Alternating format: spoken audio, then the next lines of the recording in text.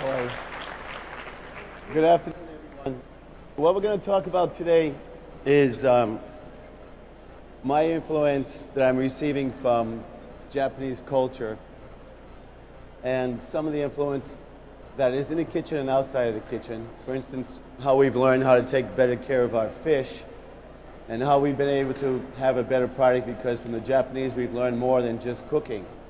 And we were just talking backstage that this huge momentum is not going to slow down.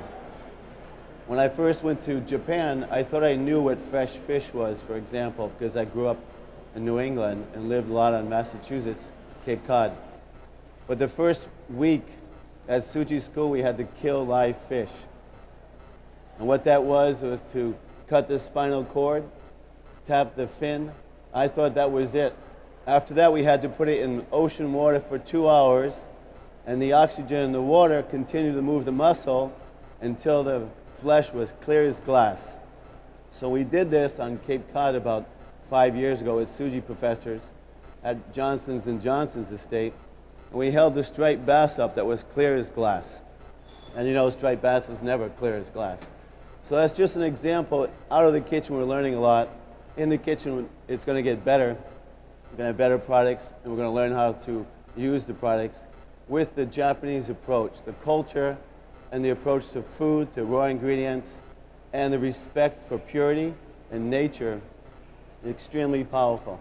If you ask any chef today in Europe, anyone from Ferran to Pierre Gagnère to Michel Bras, they're going to tell you all that they think some of the best food on the planet is in Japan. So why is that food so good? We're going to do 2 quick demos today to show you how you can integrate some of the Japanese ingredients into a little bit of what's happening in Spain today, and then just some very simple, powerful American presentation, very, very clean. So one of the things that we're going to talk about initially is I'm working with Sushi School, as they just mentioned, and we have been 9 years now going back and forth to Japan. We've practiced and recorded over 900 recipes with photographs. So through all that, I was able to learn a lot of what is the integrity of Japanese cooking and how do we maintain that integrity cooking in whatever I'm cooking or whatever you're cooking, if many of you are chefs. Because one thing about American cooking, it's constantly evolving, and sometimes we go a little bit too far. For instance, I believe in the 80s when we had ponzu sauce on everything, and we had wasabi and every puree of potato on the restaurant, I think we lost a little bit of what Japanese food is all about. And we lost a little bit of our own identity in the 80s. I think today, American cooking is focused on good technique, superior products, and that great execution, which is what Japanese is all about. So Mr. Yamada, who's been with us now for 3 or 4 years now, went to sushi school and worked at Kicho in Japan, which is clearly one of the top restaurants in Kyoto. And he's been working with us upstairs, getting ready to open Brushstroke with Mr. Makami and he. Now, over the last 3 years, we've been able to do some dishes together, and today it represents Paris, Tokyo. So some of the dishes that Mr. Yamada will be doing with a different twist, he and I have developed dishes in Bouley that are very popular at this time, that are influencing both his approach and my approach to cooking. So one of them we're going to start with is black cod. And the black cod, I'm going to saute it now just to get started, put it in the oven. Then we're going to go to the sea urchin terrine because I know we don't have a lot of time. Now, as you know, miso paste, miso fish is very tender and has a lot of flavor. So when I asked Bruno, who was using my test kitchen a few weeks ago, the sous vide genius, what exactly is happening with miso? Why does it make fish taste so moist even though you can cook it longer? For instance, salmon with miso never seems to dry out. So what he explained to us was that inside the fish, as we use salt or sugar to cure, we also make the fish very firm and detox. But with miso and koji bacteria, we're able to reduce the humidity in the product in a cell, which has water, collagen, fat. Now with the miso, we're able to extract the humidity, but we leave the collagen and the fat intact in the cells. So the black cod fish is one of the fish that you all have eaten. And you love the black cod because it's so moist. But you can have that approach to many, many fish by having a miso marinade preparation. Because you're extracting the humidity, but you're keeping the fat and the collagen in the cells. So when we cook it, we have a more concentrated flavor, but we still have something that melts in our mouth. So instead of working with miso, what we did is we prepared a marinade with some soy sauce, and we used a pistachio base. So we have 2 points of pistachio, which normally in Japan would be 2 points of sesame paste or miso paste, 1 sake, 1 soy, 1 mirin. That would be a good preparation to prepare your fish for a black cod. But in this preparation, we're using a pistachio paste that we would be getting from Spain today. Now this paste, which is great, has no sugar in it, so it's a praline with no sugar, and it hasn't been toasted. So you can imagine now I can use it in all kinds of cooking because there's no sugar and it hasn't been toasted. So we have this beautiful pistachio paste, which we've already made the marinade because we only have a few moments, but it would be 2 points of this, 1 mirin, 1 sake, 1 soy sauce. We may make a bath and we put the black cod into that marinade, only for 20 minutes. Now if it was like a grouper or a snapper, maybe 5 to 10 minutes. If it was bonito or something even fattier, 40 minutes. So we wipe off the marinade. Again, it's very simple. I just took this out so you can see it's a really amazing product. They have it in pine, hazelnut, pecan, so many different nuts, and it's great because the almond one, for instance, is wonderful to use in cooking as well. No sugar, no roasting, no smoky flavor, so you can do all kinds of things with it. So that's what we've done with this black cod here. And now I have cooked it to a point where I got my skin very crunchy, and we're going to take this skin off, and we're going to put it on the board, and we're going to put it into our buckwheat. This dish is going to be black cod sitting on top of buckwheat. Buckwheat, very good for you, a great grain, wonderful healthy product, and we're going to put some thickened dashi into the buckwheat. And I think everybody knows how to make dashi these days because there's been so much press about it. Last year when we went to Japan, we had to cook in front of demo and speak in front of 1,700 people in Tokyo. And there were people from all over the world. It was fascinating to listen to people from France and Italy, from food magazines say, my editor sent me here for this conference because everyone's writing letters asking us, what is dashi? And we don't know what dashi is, so we're here in Japan to find out what dashi is. I just came back from France a few weeks ago, and I ate in some 3-star restaurants, and there were at least 2 or 3 dishes that had dashi in them. So you can see Japanese cuisine with some of its powerful, pure ingredients are influencing chefs all over the globe. So we're going to let this sit here just for a second. I'm going to glaze this now with some yuzu. A little bit of yuzu juice, a little bit of ginger juice, which I think we have somewhere. No, maybe we didn't bring it. Okay, there'll be a little bit of ginger juice, and some thickened dashi, which I put over here.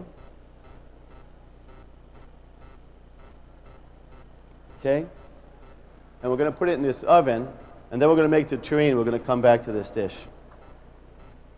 Now we have orange powder in this preparation. You could have added your own influence.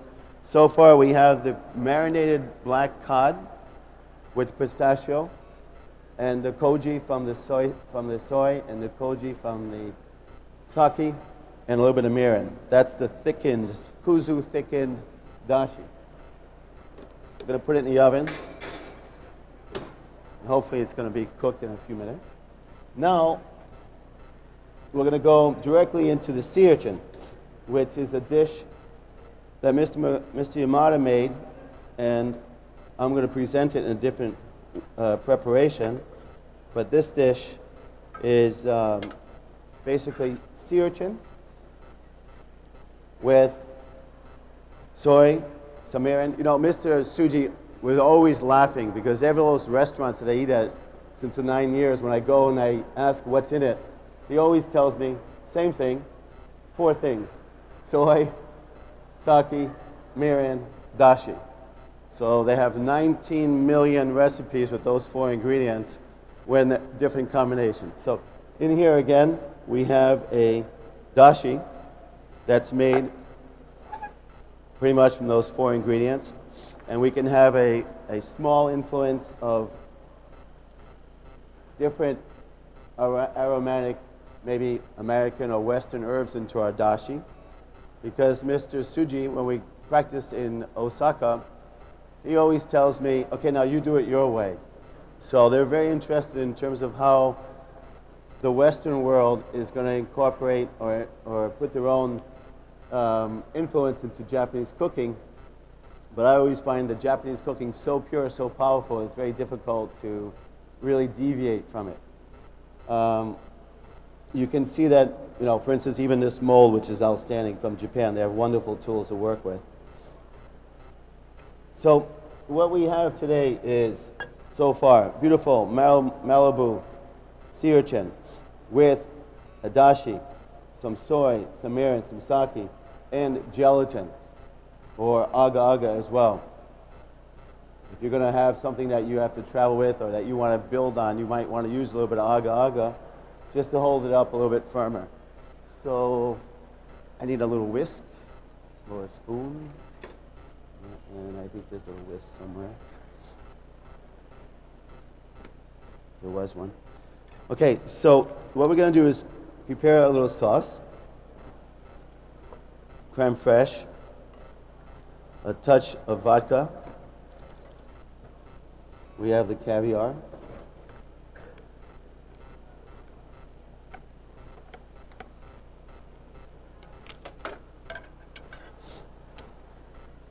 We're going to put a little bit of orange powder. Now, orange powder you make yourself, of course, and those of you who don't make it, it's very simple. It's just peel an orange skin, and you can either blanch it a few times in water, put it in a syrup, and dry it in your oven, or even easier, peel the orange skin, dust it with white powdered sugar, and put it in your oven overnight. And the next morning it will be like branches, and grind it in your coffee machine, and you're going to have a very aromatic orange powder. You can do it with any citrus skin. So now we're going to mix this together with a little bit of tomato water, which is over there. Thank you. So the tomato water, the chef that's going to be on after me, when I first put a spoon of tomato water in my test kitchen into his mouth, I'll never forget his face. Because, you know, it was crystal clear. It was 2 years ago. And I'm sure he knew what it was, but I don't think he had tasted it yet. So he was shocked with the flavor. So in terms of a presentation, maybe what we could do is prepare one, Mr. Yamada, maybe put some, burn one. Yeah. Mr. Yamada is going to burn a sea urchin. Do you want a little mirin or pepper? And I'll start to make the presentation.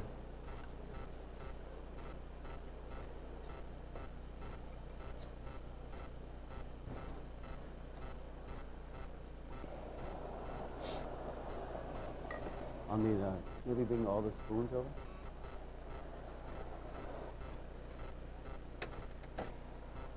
Thank you.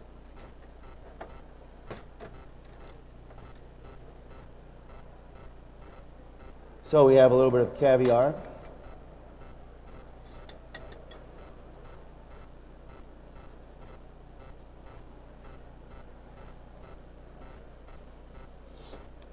Now we're going to cut the sea urchin.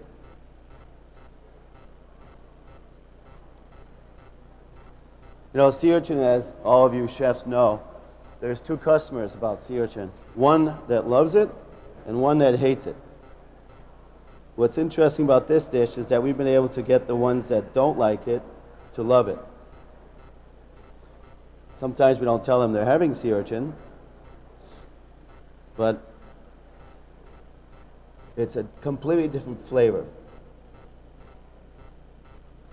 So we have now the sea urchin on the crème fraîche, and how we pull it together a little bit more in the Western world would be a little bit of chive oil,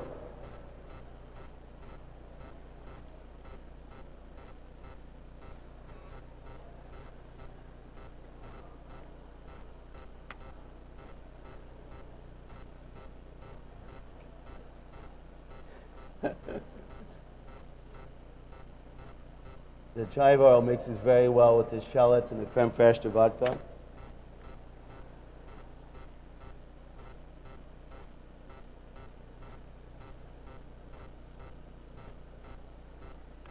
Okay, and now I'll let Mr. Yamada put the sea urchin on top.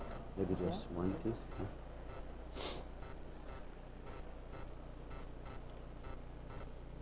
And then you can decorate it with, if you have seasonal herbs or flowers, you would do what you want. We also would work sometimes with the Japanese flowers, like kinome. The first one that starts to grow kinome in America is going to become very, very wealthy. Him and Bill Gates are going to be celebrating their time at the same country club. Kinome is the branch of the Central pepper. It's one of the most aromatic herbs that I've ever tasted. And every time we use it, people are always shocked. What is that herb that you put on? And we haven't been able to grow them here at all. And I think it's because a lot of the Japanese land is basically all volcanic. There are certain things in that rich mineral environment that we're not able to really develop here. But I know there's a lot of people that are working on it. So that's the sea urchin terrine, which has a very refreshing, smooth gelatin around it with a lot of flavor. And then, of course, you have the caviar, the crème fraîche, and the a little bit smoky sea urchin on top. I'm going to put this over here. So we're going to go see how we're doing in the oven. And then we're going to continue with black cod. Thank you. Because one of the things that's interesting is where we are today in cooking. I think that all of us who are professionals know we have better products we've ever had. There's no question about that. And that those people that are producing the products, they ask us a lot more now than they used to. How do you like my product? So the product itself is becoming a huge element of what the success of our happy customers are going to be. So with the Japanese, when I first went to the Japanese chefs and started to understand how they work, I understand they were infinitely closer to the raw product. You know, their obsession with the raw product is only what you'd find a few farmers in America or a fisherman that's chopping his clam chowder 40 miles off in Nantucket might appreciate about the fish. So basically, they're so close to nature. And when you're that close to nature, obviously, us who are chefs, we have to be responsible in terms of how we build dishes. Because why would we want to build a dish if we lose that extra level of quality that we can get out of nature if we work closely with it? So I think that's going to influence a lot of the future of American cooking. So that would have normally been in a dry oven. So you can see now we have the cod is been cooked, it's glazed. We're going to chop the skin. Can you chop that into little dice? And we're going to heat up the buckwheat. One day, Mr. Yamada made a dish for me with this. and I was just so shocked with it. I had to find a way to build it into my my current menu. So now what I have in here is I have an egg yolk, I have a little bit of tomato water, and I have some dashi. So if you can imagine, we're making a hollandaise sauce without butter. We're whipping the yolks. We're going to add a little bit of mustard, but there will be no fat. All we're doing is cooking the yolks now. And when they come up, we'll put a little bit of mustard in, a little bit of seasoning, and that's it. This is going to be used just to bring out the top of the dish. So you can see now we have brought up the egg yolk with the dashi. I'm going to put a little bit of the mustard in. I'm going to put a drop of yuzu. Now at this point, there would be an opportunity to do other things as well. The only oil that I do put in here is a drop of garlic oil, which, again, you'd make yourself. And all that's going to do is round it out a little bit and give it a little bit more length. Okay, so that's ready. The buckwheat is ready. Thank you. The skin we're going to put in to the buckwheat. Now, we have some wild hajimiji mushrooms from Washington. These would go very well with something like this, but I'm going to leave it very simple. At this point in the buckwheat, you could put in different kinds if you wanted to put in, like, for instance, beautiful sweet peas or another marriage of ingredient that you think would go well with that. So at this point, we're going to break down the black cod and start to layer it into the dish.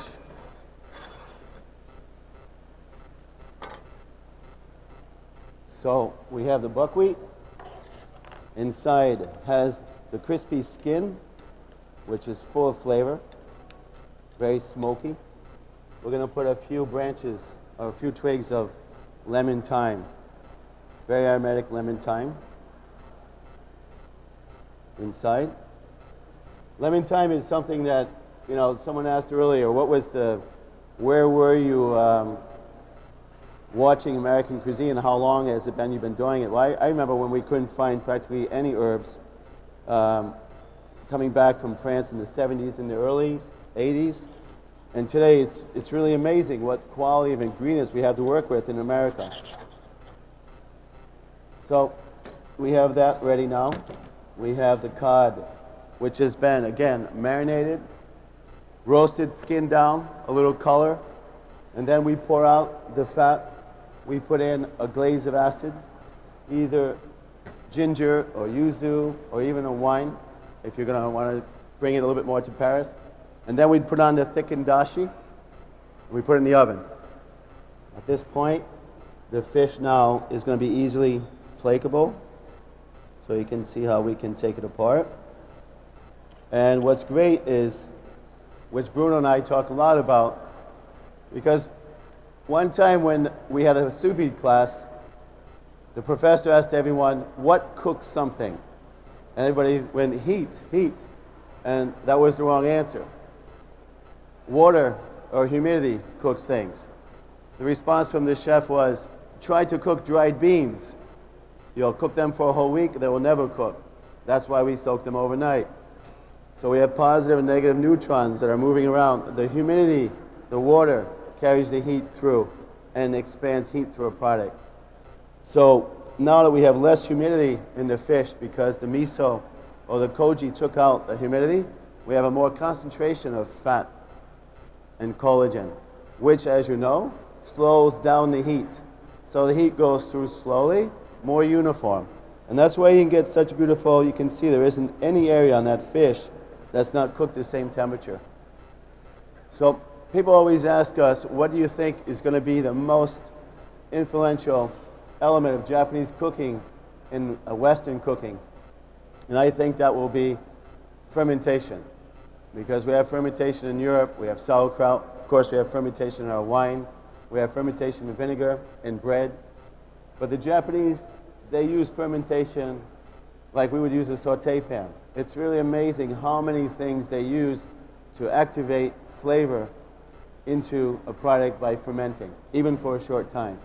So in essence, we have used koji bacteria quickly. So now you can see how beautiful flaking it is. This would not have cooked so uniformly without the process of the marinade. Okay, now we're going to add the buckwheat into a bowl. Now this is a menu size. This would be a tasting size portion. We have another bowl at the end down there that would be larger if we want to make it a larger portion. Now we have this beautiful black cod layered on the very hot buckwheat. And we're going to bring over two foams. One is going to be the artichoke, and one is either potato or parsley root foam. I like the potato with this because it connects really well to the... So, here we go. Is this parsley root or potato? Parsley root? Okay. So we're using parsley root, just a little bit. Now the foam is it's a little bit harder than we'd want it because of the efficiency of induction cooking, which I don't really work on, and so we're going to put a little bit of foam around. Okay, now the black onion powder, which we can talk about in a few minutes. On top, thank you.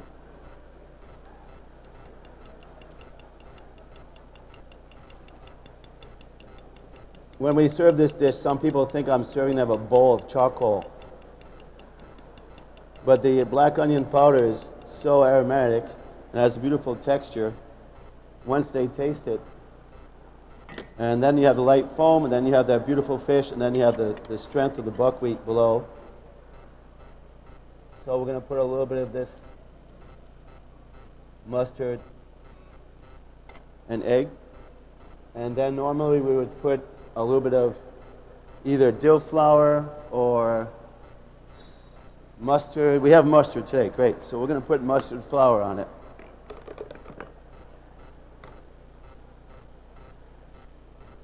So we're going to just put a few pieces of mushroom flour on top. And there you go, you have a dish. Now unlike what we usually do, you see a few of these air bubbles here. That's because the foam is too hot. Normally it's very smooth.